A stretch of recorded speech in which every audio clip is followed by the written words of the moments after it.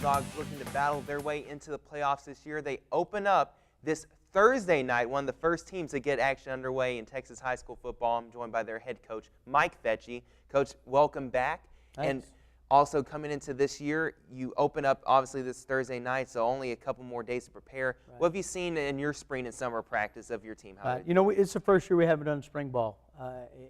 In all the years that I've coached high school football, we've always done it. We didn't do it this year, and we focused in on weight room stuff and getting better and that. So we've already been going for 3 weeks now. So we've had 2 scrimmages. So I feel like we got a pretty good grasp on really where we are as a football team right now. You know, and we like what we see. We like the competition we're seeing at positions, and we like the intensity level of our practices. And like I said, we've had 2 really good scrimmages, and yeah, like you say, here it is. It's week 1, and we're ready to go. You scrimmage with Corsicana and Princeton.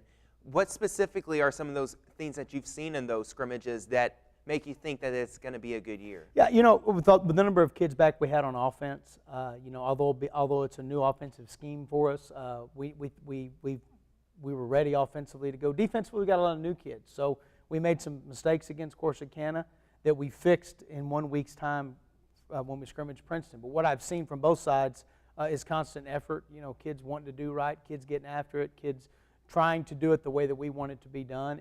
And you know, when you have a young group on defense like we do, you know, we're going to have to just continually work on ourselves and get better each week. And you know, hopefully we'll be ready to go this week. Going to have an interesting battle for that quarterback position. You have 2 guys very capable of playing the position. Ben Ducey, who took most of the snaps last year, and also Gabe Constantine has gotten better at that position. Yeah, you know, it is. That's what you want. You want competition everywhere. You want everyone to feel like there's somebody right there with them that could do what they're doing at any point in time. Because when you have that situation, then everybody gets better. You know, as far as the quarterback spot goes, you know, they're both going to play. They're both going to play for now. And you know, if one emerges above the other, tremendous. And if that happens, the one that's not the quarterback is going to be on the field doing something else for us, because they both can do lots of different things for us. We may play all year with it. You know, if we're just right now, you know, taking what we got, going out there each week and trying to get better. And like I say, they're both doing a really good job. They were both elected captains, so that means their teammates both see them in that light. And you know, it's an exciting deal to have guys like that. It's exciting to have that competition.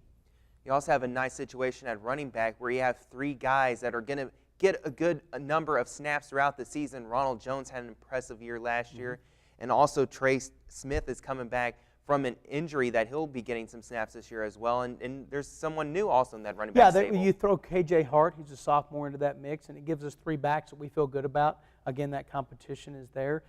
You know, as we were talking before the show, in my opinion, you cannot have enough good running backs, and we feel good about those 3 guys.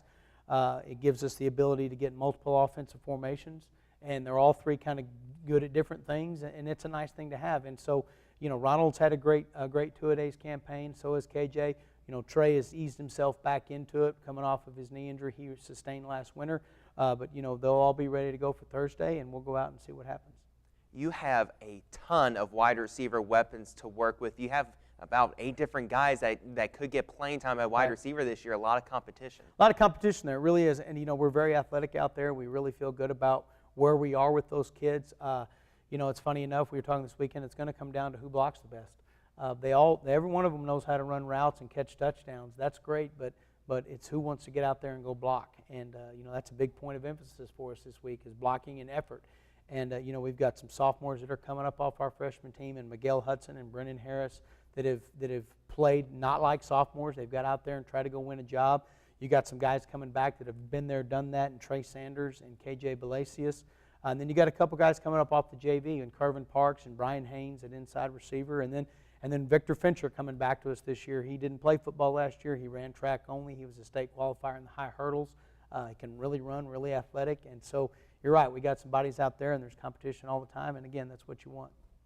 Of course, offense is running a new system, and this new system is something that you really like and are really looking forward to implementing. Yeah, it is. It's not completely different than what we've done, but it is. I know that didn't make a lot of sense, but it is. But you know, Kyle Harden coming over to us to be our new offensive coordinator from Rowlett. You know, I was fortunate enough years ago to work for Kyle's dad at Rowlett, and then know Kyle when he was there as a young coach, and I've watched him from afar for the last 7 years, be the offensive coordinator at Rowlett, and they've had some pretty good success over there, especially offensively. And he's brought that to us. He's brought his system to us, and it's one that our kids have embraced. It really fits our kids well. and everybody out there has really just worked to continually get better at what we're doing, and so we're really excited about it. Now, defensively, almost a completely new crop of defensive players. Tyler Fowles is really the guy that is returning, your sole returner that really was a starter last year, that's going to have to show his experience and lead the troops. But you have a ton of new players that are really exciting prospects. Yeah, they are. Again, same thing on defense, what we have going on offense. We got competition everywhere. At the linebacker core and the secondary and up front. Like you say, Tyler being the only true returning starter we have. We do have Abraham Garcia as our middle linebacker who played significant amount of snaps at that last year. Jomar Davis at defensive end, same thing, played a bunch of snaps for us last year. But we got a bunch of new guys, the guys that are coming up off the JV, one or two guys up off the freshman team. We got a move in from San Antonio named Bryce Ballas. That's a free safety for us that we're real excited about. And again, it's competition. And again, it's somewhat of a new defensive scheme. I have a new defensive coordinator, Joe Wheelock, and he's brought his own spin in the way he does things with it. And so, it's an exciting time for us defensively because we've seen great growth in the last 3 weeks, as you expect to see. When kids work hard, buy in, and do what you want them to do, you're going to see big gains, or you should see big gains because they're in experience level. It's not because of lack of want to or effort. They're just trying to figure it out. And these two scrimmages have really shown us a lot about those guys. You're going to have your first game of the season, 7 o'clock Thursday night here at Ron Post Stadium, playing Carrollton Newman Smith, a team that you lost by 4 points to in last year's opener. And Newman Smith is a team that really dealt with a lot this offseason. They had one of their teammates had a tragic, unfortunate death, and then another teammate has had cancer and has been diagnosed with that. So that team has really been hurting, and they're really looking forward to getting on the football field. No doubt. And as a coach, it's a tough situation to be in because as much as you want to give everything to winning the game, and you certainly will do that, at the same time you really want something positive to happen for those kids as well. Yeah, we do. We're going to do a little tribute at the beginning of the game, have a moment of silence, and read a little bio on the kid that they tragically lost in that drowning accident. And our message to our kids this morning is know that they're going to be on an emotional high. They're going to go out and play for that kid and play for the one that's not able to be there with them that's battling cancer.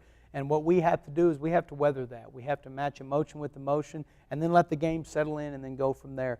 They've had a lot of stuff happen to them. And we use it as a tool for our kids to understand that, hey, life's precious, and at any moment and point in time, it can be taken from you, and to cherish every moment that you have. But at the same time, we're going to go out and we're going to play, and we're going to get after them. I would think that that's what they would expect us to do, and so we'll just go do that and see what happens. And Newman Smith, they do have a lot of offensive talent to replace. They had 2,900 yards of offense that they don't have back this year. Their quarterback Brewer and their running back Wordlaw not returning. They were seniors last year, but they do have their top wide out Garrett Brown back, and he's going to be a factor. He is. Watching them tonight in the scrimmage, I mean, they're still very effective at what they do offensively, even though they got new guys coming in and doing it. They kind of had a little two-quarterback system they used. To be anxious to see what they do with us on Thursday, whether they're going to go with just the one or whether that's going to continue in a scrimmage.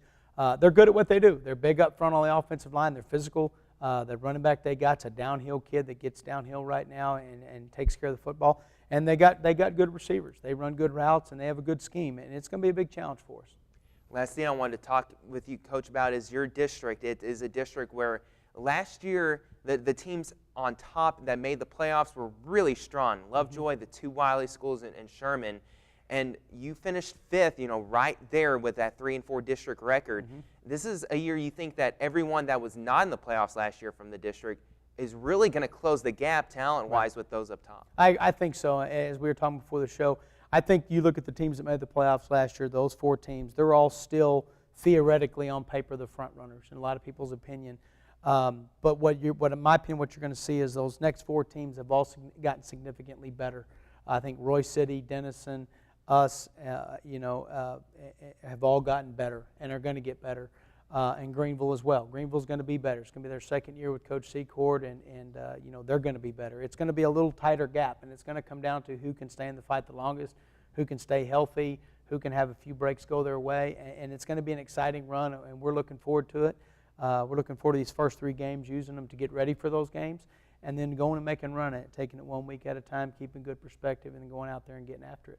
And well, we're looking forward to it as well. All season long here on Sports Talk, we'll be showing the highlights from your games. Good. And hopefully McKinney North going to get in the playoffs this year. That's the plan. Yes, sir. Thanks so much for joining us, Thanks, Coach Ty. Fecci. The Bulldogs open up again Thursday night at home. The home opener, can't beat that. It's at 7 o'clock against Carrollton Newman Smith.